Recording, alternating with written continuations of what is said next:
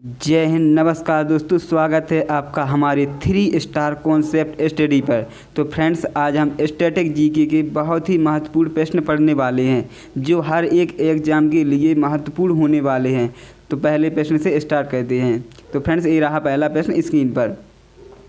दुनिया की सबसे ऊंची चोटी माउंट एवरेस्ट का नेपाल में एक लोकप्रिय नाम क्या है? किसका? माउंट एवरेस्ट का। तो इसका सही जवाब हो जाएगा ऑप्शन बी। क्या है? सागरमाथा। क्या है? सागरमाथा। इसकी ऊंचाई की बात की जाए तो इसकी ऊंचाई है 8,848। कितनी है? 8,848 मीटर ऊंचाई है इसकी। और इसको भारत में क्या कहा जाता है? पूरी दुनिया में माउंट एवरेस्ट के नाम से जाना जाता है, जबकि नेपाल में इसको सागरमाथा के नाम से जाना जाता है, जो विश्व की सबसे ऊंची चोटी है। बढ़ते हैं अगले प्रश्न पर। अगला प्रश्न पूछा गया है, दक्षिण अमेरिका के शीतोष्ण घास स्थलों को क्या कहते हैं? फ्रेंड्स, सबसे पूछा गया है शीतोष्ण घास स्थलों को क्या कहते हैं? तो इसका सही जवाब हो जाएगा ऑप्शन ए। क्या कहा जाता है? पंपास कहा जाता है। जबकि प्रेरिज की उत्तरी अमेरिका में कहा जाता है। पेल्स की बात की जाए तो ये कहाँ कहा जाता है? दक्षिण अफ्रीका में कहा जाता है। तो फ्रेंड्स, बढ़ते हैं अगले प्रश्न पर। अगला प्रश्न है, निम्न में से कौन सी नदी भूमध्य रेखा को 2 बार काटती है? फ्रेंड्स, हमसे पूछा गया है कि 2 बार नदी कौन सी काटती है। सो फ्रेंड्स, इसका सही जवाब हो जाएगा ऑप्शन ए। कांगो नदी है, भूमध्य रेखा को 2 बार काटती है। जबकि मकर रेखा को 2 बार काटती है लिम्पोपो नदी, जो कहाँ है? अफ्रीका में ही स्थित है। कौन सी है? लिम्पोपो नदी काटती है। तो बढ़ते हैं अगले प्रश्न पर। अगला प्रश्न पूछा गया है, फ्रेंड्स, ज्वालामुखी की सक्रियता अधिक पाई जाती है। ज्वालामुखी की सक्रियता अधिक कहाँ पाई जाती है?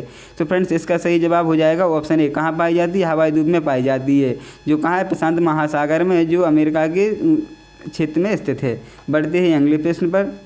पेट्रोलियम निर्यातक देशों के संगठन का मुख्यालय कहाँ स्थित है? तो फ्रेंड्स, इसका सही जवाब हो जाएगा ऑप्शन ए। कहाँ पर है? वियना में, जो किसकी राजधानी है? ऑस्ट्रिया की राजधानी है।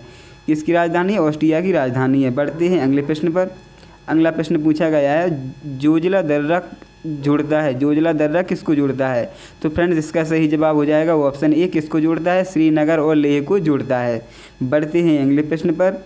अगला प्रश्न पूछा गया है, भारत की किस नदी को वृद्ध गंगा कहा जाता है? फ्रेंड्स, हमसे पूछा है वृद्ध गंगा किसको कहा जाता है? तो इसका सही जवाब हो जाएगा ऑप्शन बी। गोदावरी को वृद्ध गंगा कहा जाता है, या फिर दक्षिण भारत की गंगा भी कहा जाता है। इसका उद्गम कहाँ से होता है? महाराष्ट्र के नासिक के पास त्र्यंबकेश्वर से होता है। कहाँ से? त्र्यंबकेश्वर से। तो फ्रेंड्स, बढ़ते हैं अगले प्रश्न पर। अगला प्रश्न है, भारत का सबसे बड़ा जनजातीय समुदाय कौन सा है? भारत का सबसे बड़ा जनजातीय कौन सा है? गोंड है। कौन सा है? ऑप्शन बी करेक्ट हो जाएगा। गोंड जनजाति है, जो कहाँ पाई जाती है? मध्य प्रदेश में सबसे ज़्यादा पाई जाती है। बढ़ते हैं अगले प्रश्न पर। अगला प्रश्न है, खासी और गारो जातियाँ मुख्यतः कहाँ पाई जाती हैं? खासी और गारो। तो फ्रेंड्स, इसका सही जवाब हो जाएगा ऑप्शन ए। कहाँ पाई जाती है? मेघालय में पाई जाती हैं। बढ़ते हैं अगले प्रश्न पर। अगला प्रश्न पूछा गया है, पूर्वी तटीय मैदान का अन्य नाम क्या है? किसका? पूर्वी तटीय मैदान का। फ्रेंड्स, इसका सही जवाब हो जाएगा ऑप्शन सी। क्या है? कोरोमंडल तटीय मैदान है। जबकि पश्चिमी की बात की जाए तो कौन सा है? मालाबार है। पश्चिमी कौन सा है? मालाबार है। और जबकि गुजरात से गोवा कर्नाटक के तक के मैदान को क्या कहा जाता है? कोकण तटीय कहा जाता है। तो फ्रेंड्स, इसका सही जवाब ऑप्शन सी हो जाएगा। बढ़ते हैं अगले प्रश्न पर। अगला प्रश्न है, रिपीट हो गया है, ऑप्शन सी करेक्ट हो जाएगा। बढ़ते हैं अगले प्रश्न पर। भारत में निम्न नदियों में से कौन सी डेल्टा नहीं बनाती है? कौन सी नदी डेल्टा नहीं बनाती है? फ्रेंड्स, इसका सही जवाब हो जाएगा ऑप्शन डी। कौन सी? ताप्ती नदी।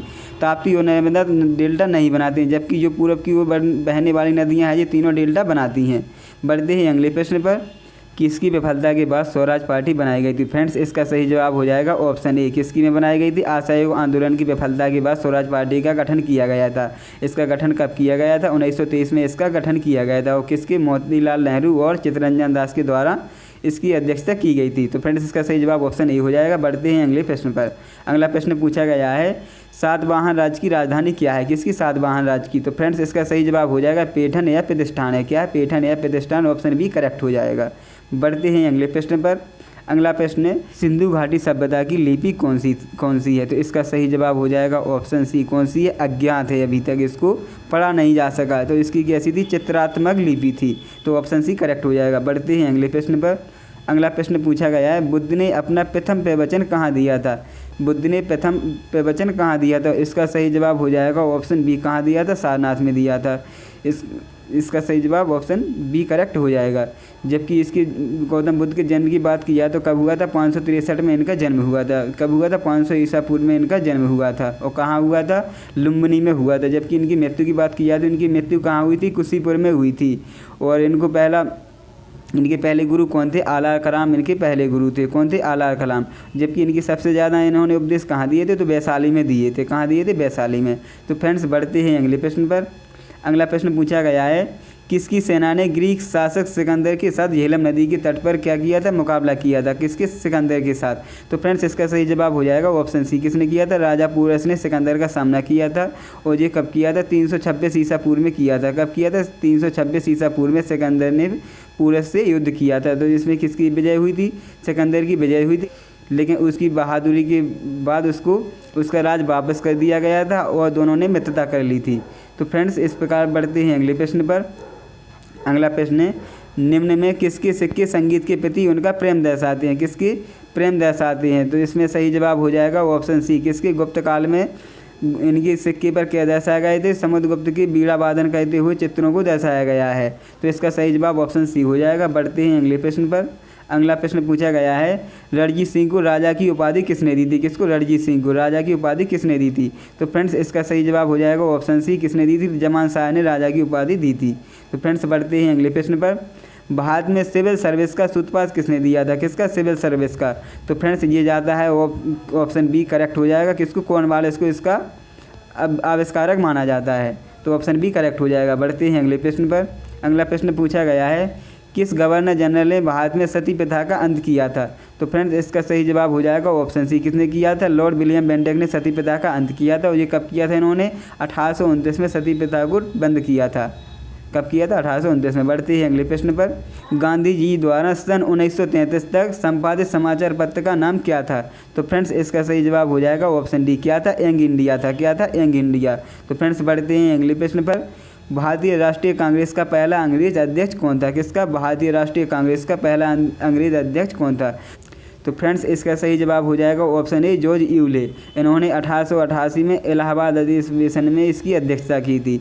तो ये जॉर्ज यूले चुने गए। तो इसका सही जवाब ऑप्शन ए हो जाएगा। बढ़ते हैं अगले प्रश्न पर।